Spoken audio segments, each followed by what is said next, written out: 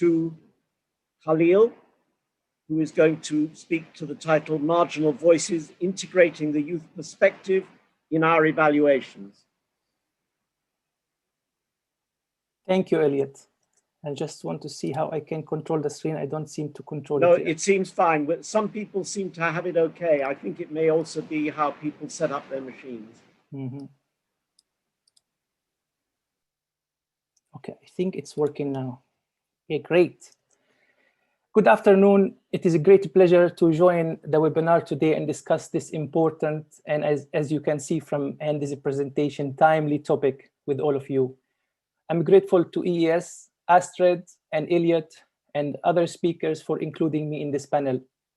As the title of the webinar series is Transforming Evaluation, and the webinar's title, Evaluation for the Good Anthropocene, I thought I will focus on one question that is relevant and key, I think, to this topic, which is, are youth and young and emerging evaluators contributing to transforming evaluation? And if so, how? In doing so, I will be drawing on my experience as a young evaluator, well, until recently, and a volunteer with Evaluate Global Network for the past 5 years, where I have been working closely with many young and emerging evaluators from numerous countries and regions.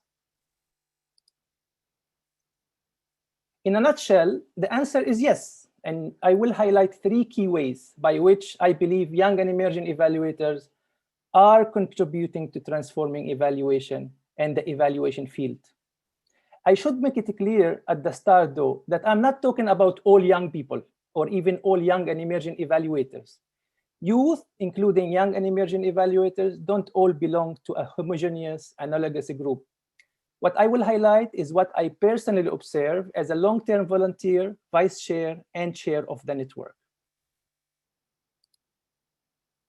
So, 1, young and emerging evaluators are evaluative thinking champions.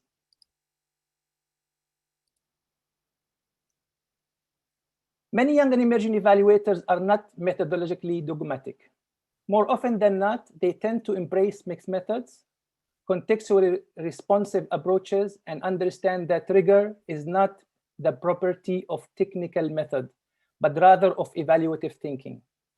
Understanding and utilizing evaluative thinking is in return empowering young and emerging evaluators, making it more accessible for them to connect with other non-evaluator youth activists and organizations who focus on youth accountability, for example.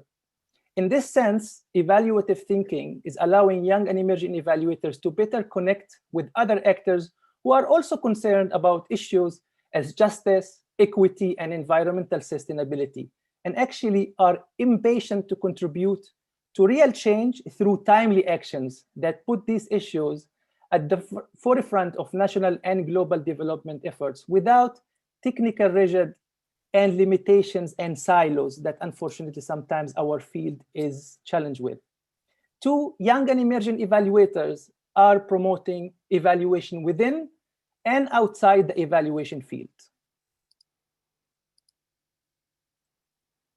Evaluate as a network and its members and volunteers are either partners or highly active members in several important global initiatives, campaigns, and movements within and outside the evaluation field. From within the field, Evaluate and its members are active in Eval for Action campaign, the Blue Marble Evaluation Movement, the International Evaluation Academy, and several other global initiatives. However, young and emerging evaluators, as I mentioned before, are also working closer with other youth activists, for example, through the 16x16 initiatives and others, which focus on creating greater awareness related to the SDGs, climate action, and social justice. What is very important about these initiatives is that youth are coordinating them in multiple countries at the same time, and considering issues not only affecting youth, but all members of the society, with youth element being a cross-cutting element that is related to all issues. 3, young and emerging evaluators believe that those who see and do not act are enablers.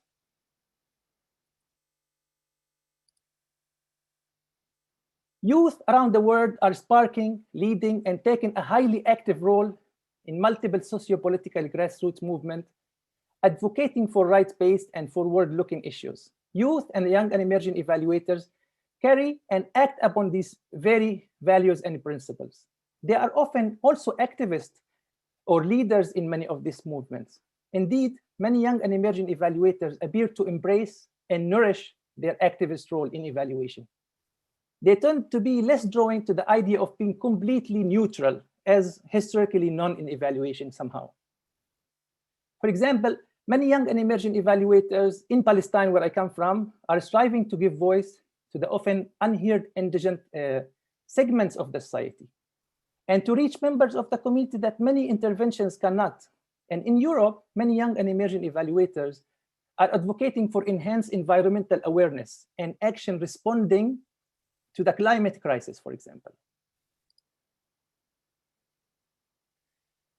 With more talented youth eager to become evaluators and enhance their relevant knowledge and skills, their interconnectedness in incredibly rich and complex patterns as individuals and a group, and within and outside the field, and their understanding and utilization of evaluative thinking. And finally, willingness and courage to struggle for issues most crucial to them, to their communities and the world as a whole. The future of evaluation and potentially truly transforming evaluation is, in my view, auspicious.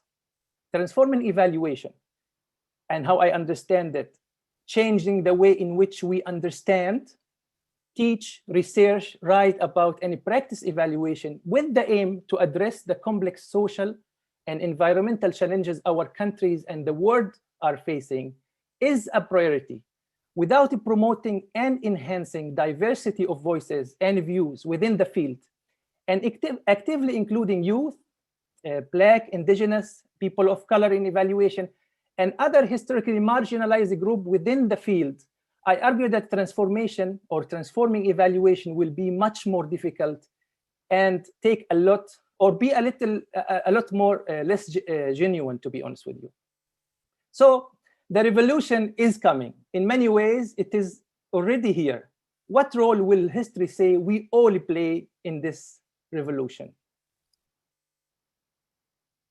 If we learn anything from this rather, let's be honest, brutal year of 2020, in terms of social injustice, public health crisis, loss of biodiversity, and even more heated global, ever heated globe, among many other existential crises that we are all facing, is that our world needed transformation. And as Michael Quinn-Button often argues, we need to transform evaluation to evaluate transformation.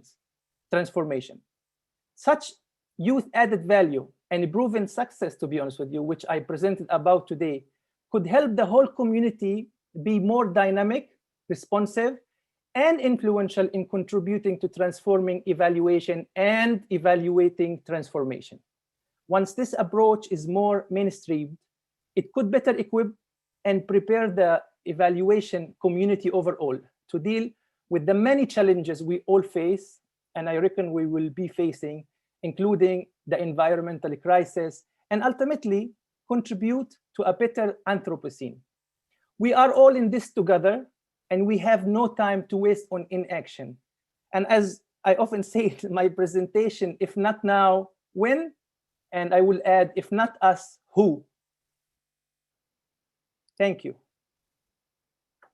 Back to you, Elliot. Thank you, Khalil. I always think when you speak so enthusiastically that in 1 minute you will give me the answer, but you always leave us with more questions. That is frustrating, but necessary, I think, on this